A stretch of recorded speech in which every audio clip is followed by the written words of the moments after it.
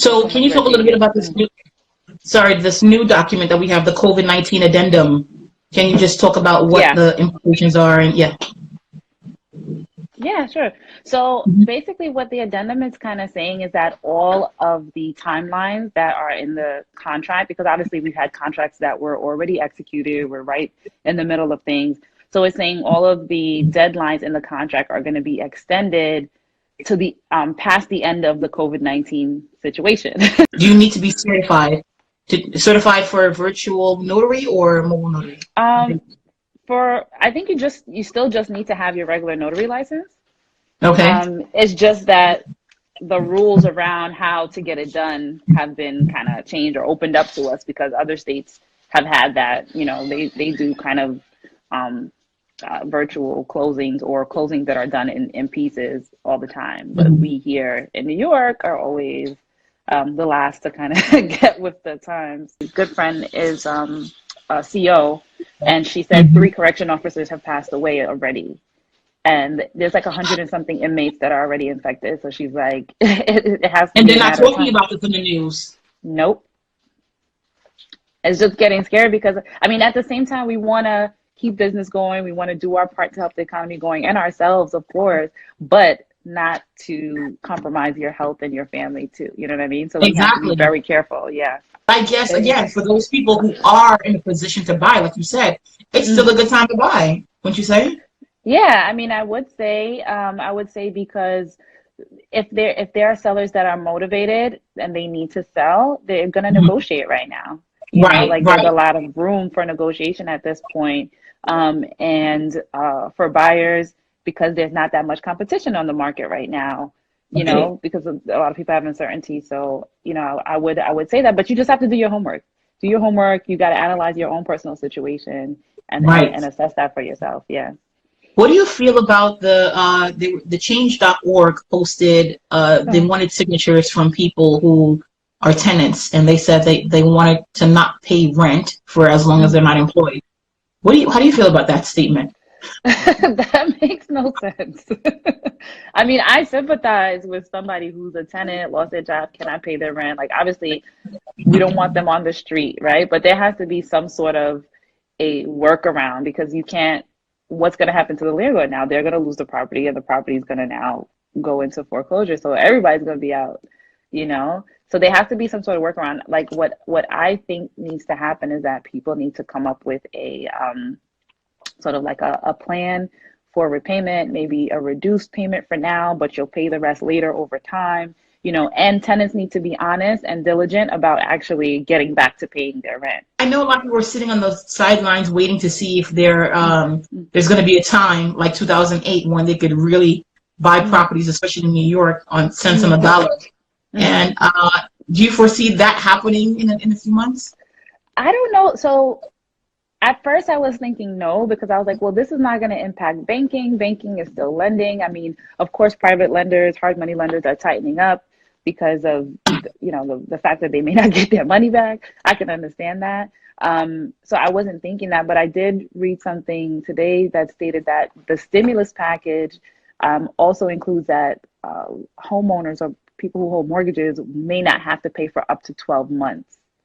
So if that happens, that's going to impact the banking industry because how are they going to sustain not receiving payments for 12 months? Let's rewind that. May not have to pay what for 12 months? Their mortgage. So what? It says that, if you go on CNN Business, they have an article. I'm on the computer. On CNN Business, they have an article that states how the stimulus package is going to affect banking and may cause us to really fall into a recession. So it's like a catch-22 because if people are allowed to not pay their mortgage for 12 months, that's going to impact banking. There may be a crash, and therefore the banks are going to need stimulus. You know, so it causes that problem. However, if people can't pay their mortgages and they fall behind, then they're going to go into foreclosure, and that's going to be the same problem that we had in 2008. So no additional fees and interest or penalties can be assessed for the forbearance. So during this time, they're not allowed to report negatively in your credit report. Right. And no penalties, no late fees. But also, This is the mortgage forbearance. The moratorium on eviction. So because they're giving a moratorium on evictions, so landlords are not allowed to evict their tenants, they're also stating that, okay, as a landlord, you're protected. So you can file for assistance up to 30 days. You can avoid paying your, well, not avoid, but you don't have to pay your mortgage for 30 days if, right, delay your payment. Let's say if your tenants are, but you don't have to give a reason why. They're not asking for you to give a reason. You know, when you fill a loan modification out, they're you gotta do all the. I spoke to a live person and they said, yeah, you have an FHA mortgage. So actually you qualify to delay your payments for 3 months. Wow. I said, well, what happens after the 3 months? They said, then you would have to pay that all of those 3 months in lump sum. And I'm like, well, that's not, you know, that's not beneficial. That's not helpful. And also, so someone like myself who's a realtor who comes, you know, we come across large sums of money at one time. But for the average homeowner, that's not feasible. Right. To pay. And still, that's not feasible for me because when I get money, I have other things to pay.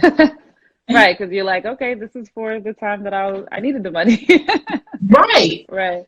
So yeah, so I think that they're going to continue to sort of like play this out and develop how it's going to look, because if they do it this way and you're just delaying it 3 months.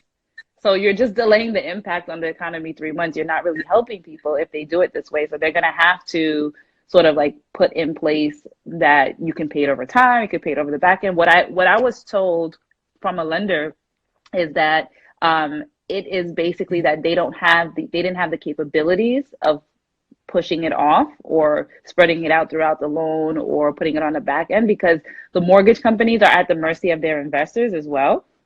And so they kind of have to work that all out before they can I guess either promise it or actually put it in place. Yeah, there's a lot of red tape with that kind of stuff. We have 7 deals that fell through. 7 deals that fell through. There was two clients had like 2 deals each, so that accounted for 4, and then 3 other clients. Yeah. Oh my God! And what would was all of the reasons due to employment issues? So 2 of them was due to employment. She was actually selling her house to buy a house, and her buyer lost their job, and she was furloughed. So it worked out for her because was both deals were affected. But yeah, so she was furloughed until kind of further notice. They expect to come back, but they were all put on unemployment for now.